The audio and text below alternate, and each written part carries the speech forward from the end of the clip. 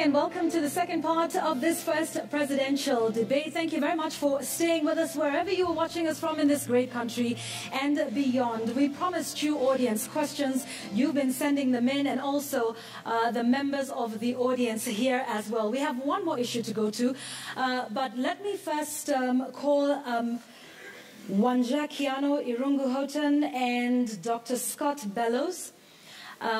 Even as we start to do that, I'll remind our members of the audience, there's 2 microphones on either sides of the aisle in this auditorium. Please make your questions brief even as we do that, because we'd like to get to as many questions as we can. So I think our first question tonight comes from Wanja Kiano. She's a resident of Nairobi County, and she says she's a neighbor of the Nairobi National Park. Wanja? Good evening, gentlemen. My question is, if elected, what would you do on matters wildlife and conservation, especially like Nairobi National Park, where the lions are suffering from their endangered species? Thank you. Thank you, Wanja. Daktari? Thanks, Wanja. That's a very good question. I think one thing that we recognize at Third Way Alliance is that conservation is a key issue. You will see in our manifesto we talk about the environment and all the things that come with it. Of course, what has happened in this country is that poaching and crime has gone on unpunished, and the preservation of our national parks has gone. I mean, 2 years ago, my family and I went to Masai Mara, and I noticed that the ordinary Kenyan actually want to enjoy the beauty and flora and fauna of our country, but the infrastructure in the national parks is pathetic. Accessibility is a problem, and that's all a question of maintenance of our national parks. I think for me, this is a priority in our manifesto, that we will ensure that we maintain our national parks. We will not allow land grabbing in the national park to take place as it is currently. I'm told there's a 78,000 acre of land that somebody is targeting in the Nairobi National Park. This is something that will stop alongside our proposal to actually end corruption and to punish those who intend, to encroach into the national parks. This is something that we will respect and will conserve and will, of course, preserve all the endangered species in our various national parks. I think that's one source of wealth for this nation, and I think the preservation of it is absolutely key to my party. All right, thank you very much. You still have some more time? All right, asante sana, Dr. Aukot. Dr. Kaluyu? Thank you. Environment is a very big pillar of what will be my administration.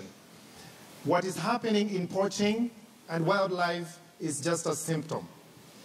It is connected sometimes to poverty and environment. They are very connected. When people are poor, they may want to go and poach for tusks so that they can go and sell. So cleaning up, building infrastructure and economy that is strong can actually preserve animals, our animals in our wildlife. Number 2, corruption. People allowing the animals to be poached because corruption is just corruption, it's just like that. I already promised I will be the end of corruption. And therefore, if anybody is caught doing that, they will have to serve time. If you are not ready to serve time, please do not do corruptive issues with our environment. Number 2, if there is a lot of political corruption, sometimes, as my colleague said, that the land is grabbed, and that makes the environment very small for animals even to die on their own, because there is what we call ecosystem. And when you disturb the ecosystem, therefore, there will not be certain animals or little bugs you see every day that animals, big animals, actually rely on. And you will also notice that when it comes to environment, we want to make sure we adhere to the world standards. We also use GIS, Geographical Information System, to identify animals, white elephants, rhinos, black rhinos that are under threat. We make sure that we take steps forward to conserve those. So when it comes to environment, I will be an environment president also, and I can assure you I've just signed an environment agreement with environmental gentlemen, those who visit me in my house, and I can assure you that I'll abide by it. Thank you, Dr. Kaluyu. Professor? When it comes to our wildlife, Yvonne, if you take care of the people will take care of the wildlife. If you impoverish the people and steal from the people, then you cannot expect the people to be guardians of their national and their natural heritage. So that the problem of wildlife in this country starts with, number one, the question of impunity. Because, Yvonne, the people who have been mentioned in relation to poaching, in relation to land grabbing, is not the regular Kenyan who is struggling to make a square meal. It is people with the wherewithal to do these things and get away with it. And for so long as these are the people who are in leadership, it is not just the wildlife that is at risk. Even we, the people, are at risk. And therefore, it starts and ends with leadership. It starts and ends with people whom we can trust, not just with wildlife and natural resources, but with the country. Currently, I'm just worried about the kind of names that are bandied around when it comes to travesty in the wildlife sector. I do think that it comes back to the story that we have been making this evening. Siasa ya ukabila, ukora na upuzi. If we cannot look after the people will not look after the animals. If we invest in our people, the people will see the benefit in the animals. If the benefit comes to them, they will see it. If it doesn't, then you cannot pontificate to them that they need to preserve their wildlife. All right, thank you, gentlemen. We have our second question from Dr. Scott Bellows, who's from the USIU. A question regarding education. Dr. Scott?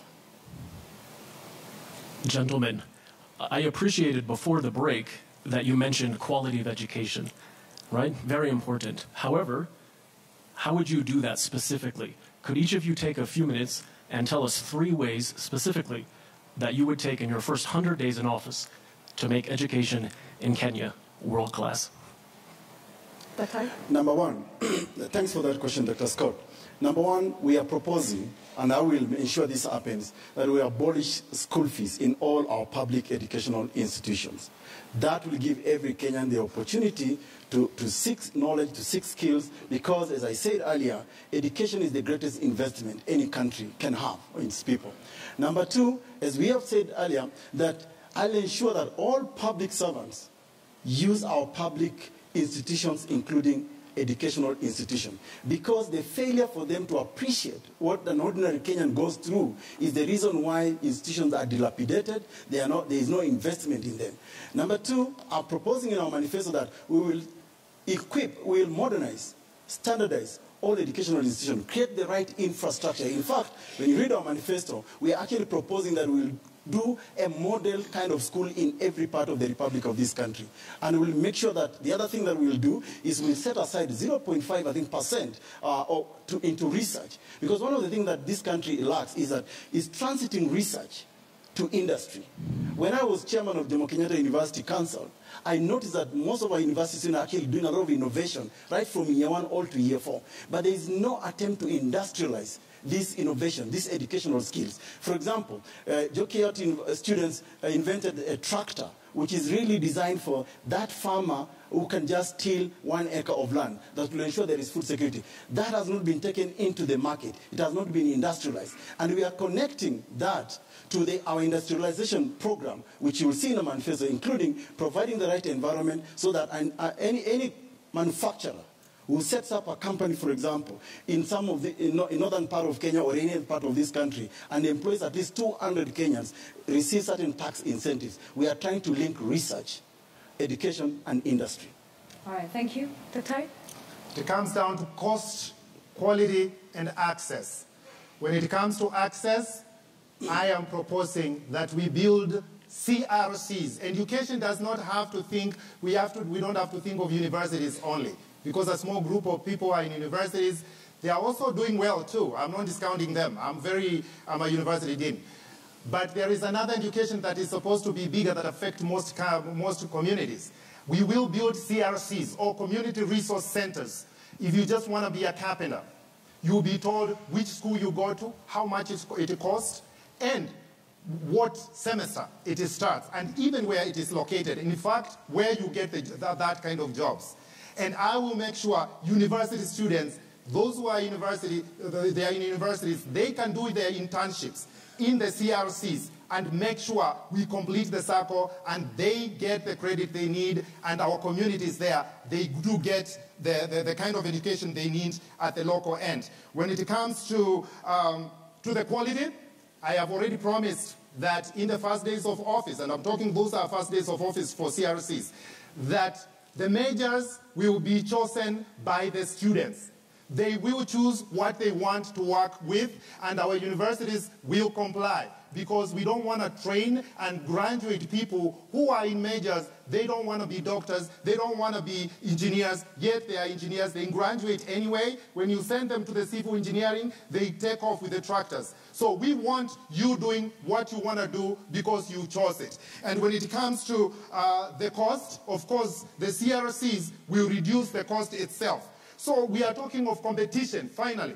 Our students will compete. We are about 97th out of 118 countries that have been taken out, or they have been assessed. In terms of actually the kind of the skills that we have. So we are low on skills, and I'll make sure we rise up competition, KICC, every day, every weekend. Thank you, Dr. Kaluyu. Professor?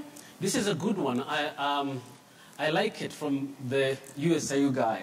What are we going to do for quality education? Number one, transform pedagogy. I have made this case very strongly in my blog, profmichaelwainaina.com. I have said it is not sufficient in this country to be changing curriculum every 30 years, because that is not helpful. The problem is not the curriculum. The problem is the pedagogy, the art and science of teaching and learning. If we do not transform pedagogy, even if we got a curriculum from heaven, it is not going to help us. And I did that article when they say that they are removing the 844. And I told them, guys, the problem is not the 844 system. The problem is how we are teaching. We need to fix that. So number one, transform pedagogy. Number two, modernize the teaching profession. When we stopped respecting our teachers, when our teachers became the laughing stock in our society, that is when our education system went down the drain. We do need not only to remunerate our teachers properly, but we do need to professionalize teaching so that we give them modern pedagogical skills, we give them modern pedagogical tools in order for them to train the next generation. Do you know that if I went back to the school where I was 30 years ago, they still teach the modern child the way they were teaching me then? It cannot work. We have to transform pedagogy, we have to modernize the teaching profession, and we have to deploy technology, because the learning of the future is going to be aided by technology, and technology is going to help us overcome some of the bottlenecks that we are having in the current education system. So those are just one or three of the things that I would do. But finally, this is very important, Yvonne, you'll give me 1 minute. No, I will is not. that Please, we need... Your time is up, sir. Okay, I'll squeeze it somewhere else. Your time is up. Thank you very much. I would like us to go to our third question this evening, and that's from Irungu Houghton. Good evening, fellow Kenyans and Yvonne. Candidates, this is a fair question. I would ask the same question of the incumbent president if he was here. You have stated very clearly your commitment to social justice, to good governance, to integrity of leadership. My question to you tonight is, if you are not elected according to the people's will on August the 8th, in the first 100 days, what will you do to keep that commitment alive for Kenyans? Thanks, Irungu. I mean, that's a very good question. Did you say if I'm elected or if I'm not elected? If you are not elected, it is possible. It's possible. It's also possible to be elected. Now, first of all, I think the number one thing that I'll do is to ensure that I accept results, fair results, as announced.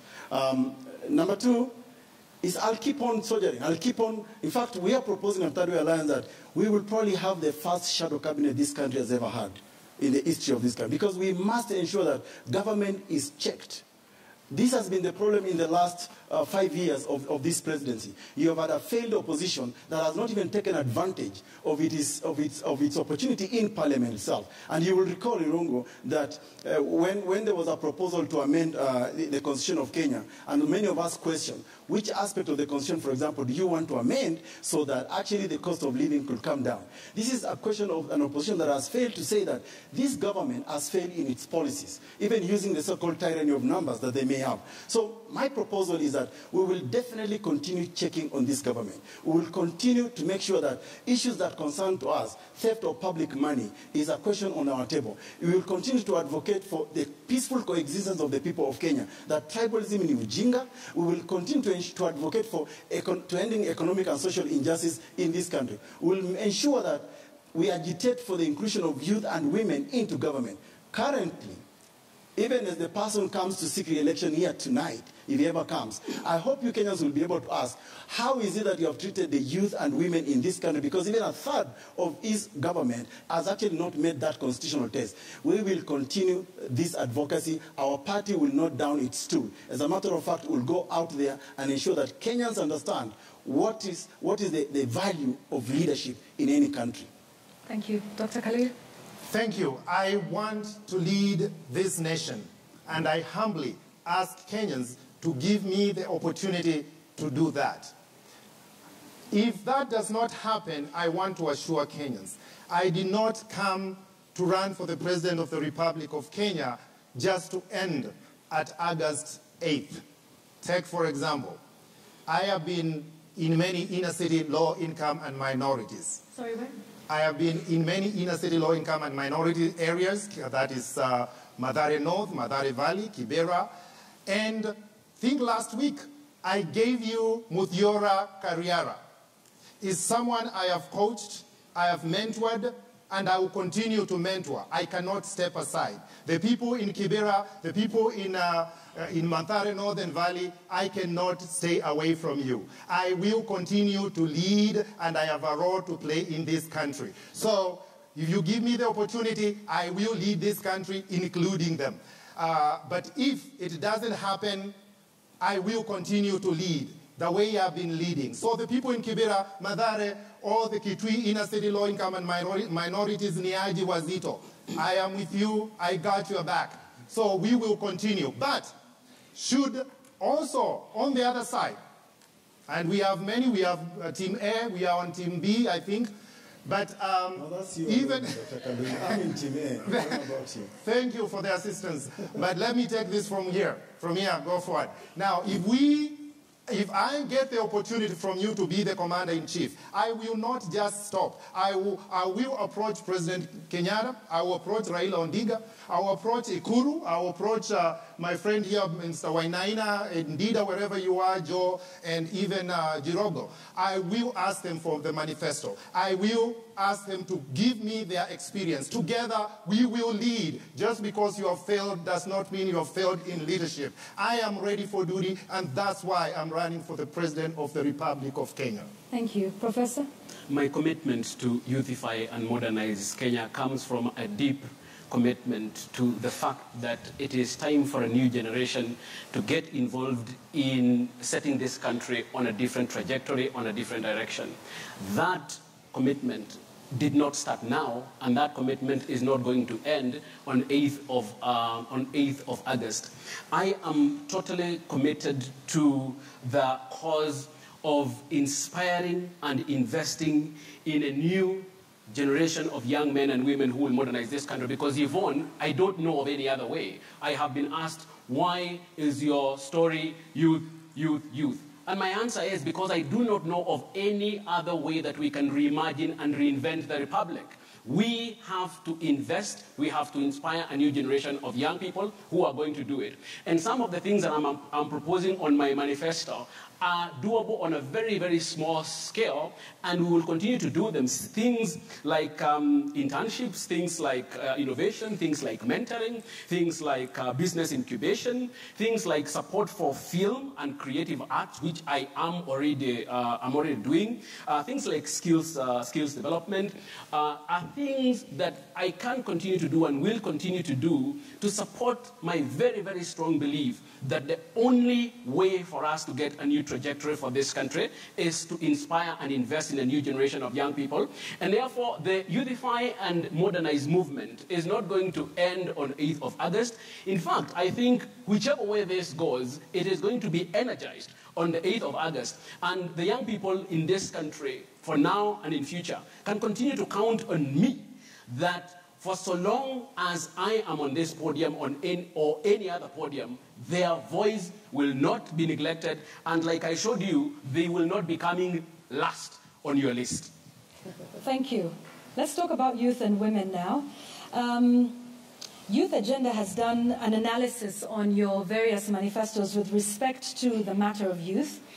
I'll start with you, Dr. Aukot. They talk about, they say the youth may have been catered for under the general priority areas in your manifesto: mining, agro-processing, the dairy industry, fishing and fish processing, among all the other issues that you have given priority. But they say the benefits to the youth are not explicitly expounded in all the above initiatives. You've got 2 minutes to perhaps do that now. Thanks. First of all, one of our strongest pillars is actually youth and women taking over government.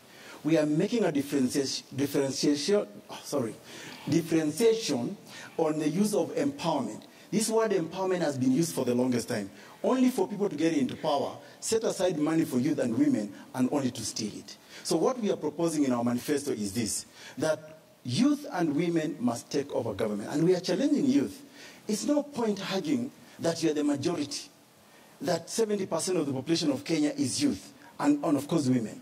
You have never used your numbers to have the kind of desired government that you want. So in our proposal, we want to ensure there is a government that is responsive to the problems of the youth in this country, which is why we are specifically proposing, for example, that our cabinet will ensure at the very minimum there is a third youth representation with a view to going to 50-50. We are also proposing that all senior government appointments will be structured to ensure there is 50% of youth inclusion, and of course also women.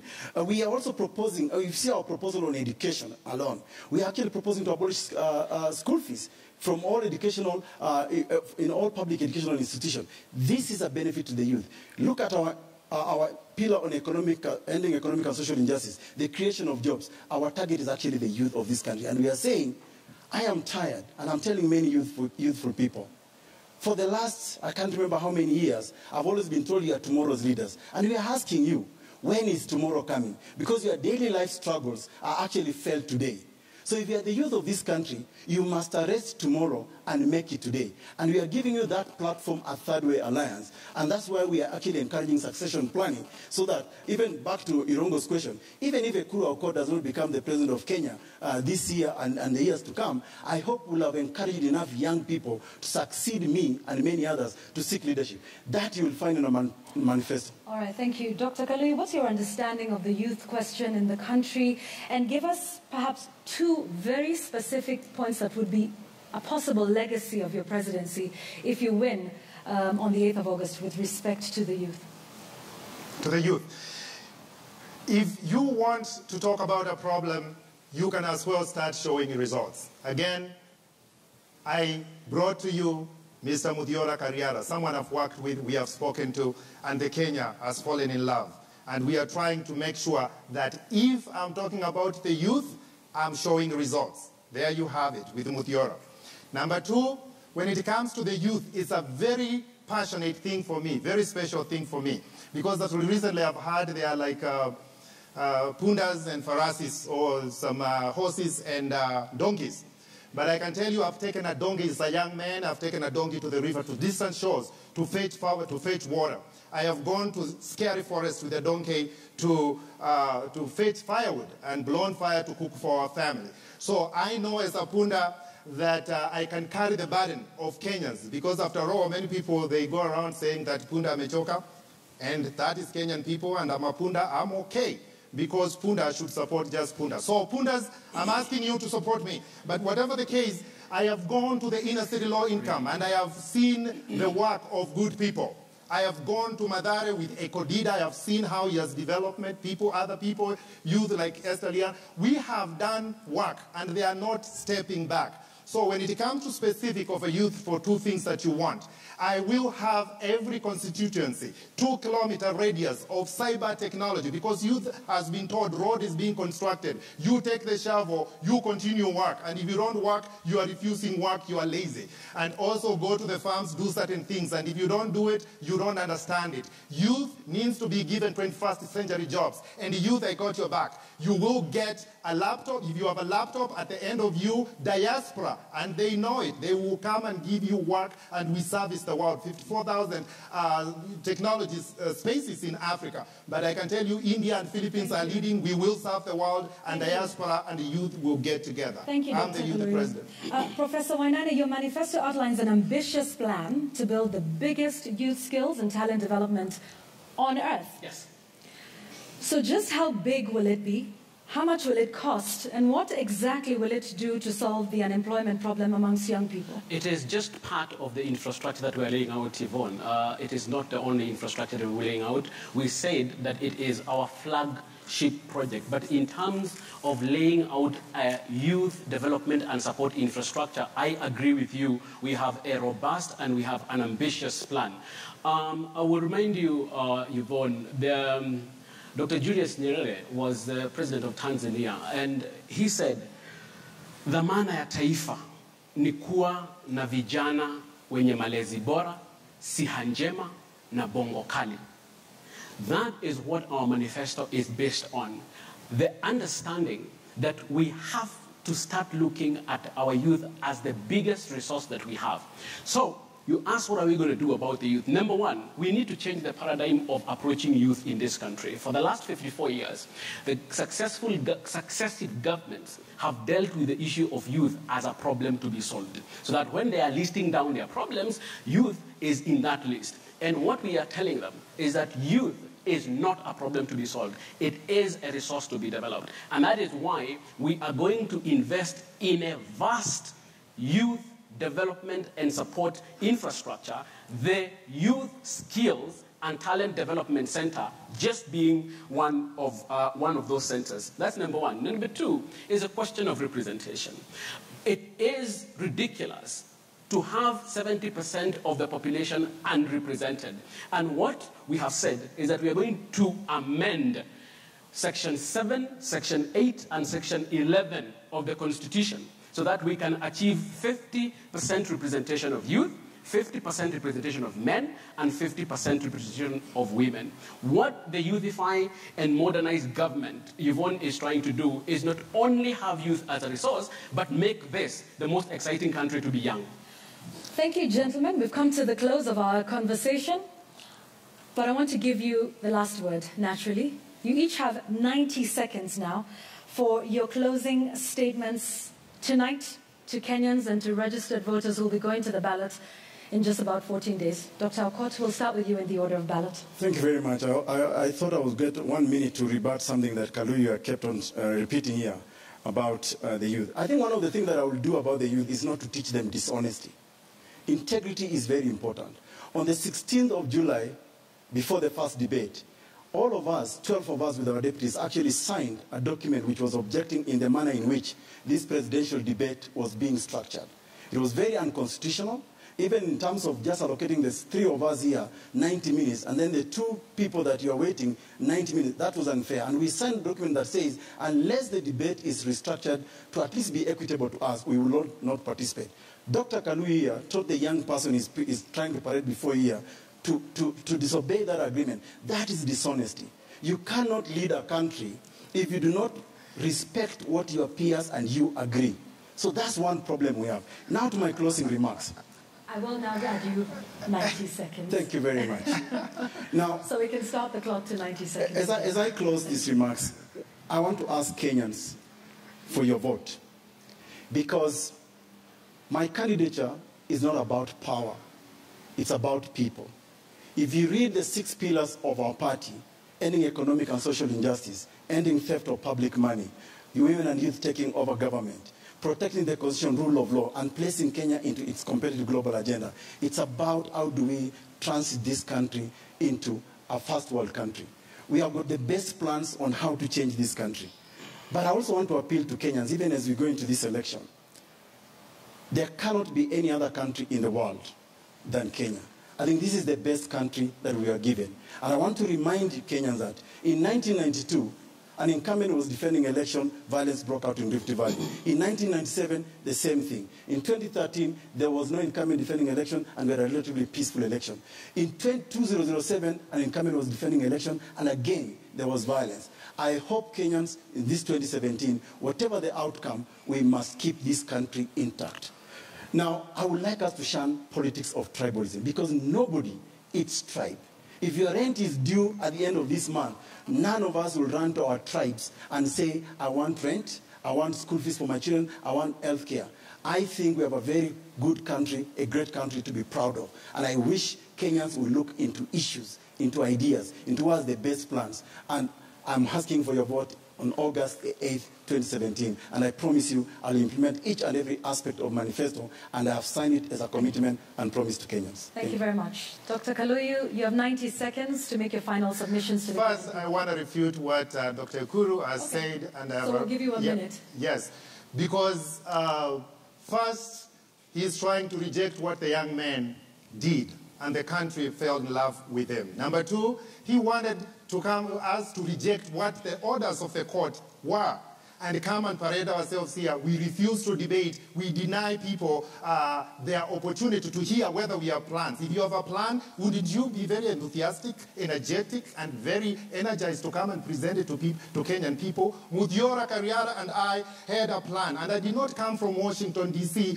to come here and play funny games. I paid 200,000 shillings, and I needed to tell the Kenyan people my plan. Now, if you allow me, I can continue, but because I still have other things, I can also promise Kenyan young people to follow law. He said whether I can actually lead the country if I violate a certain agreement. This is teaching the young people, violate the law, do not, even if it's written by me, he was the CEO, do not follow it, we don't care about it. Now, who should lead and who shouldn't? Okay. Now, I need my time. Let's give you a 90 seconds. My fellow Kenyans, tonight, definitely, I present myself as an independent candidate for the President of the Republic of Kenya. That now, the fun and games and big crowds are over, and the political funness is end. It comes to this moment, just this moment. The moment that you must decide how yourself, your children, and the children of your children are going to live in future. I am tired of broken promises for the Kenyan people. I am tired of people telling you everything, the same thing over and over, business as usual. Now it is the moment to choose.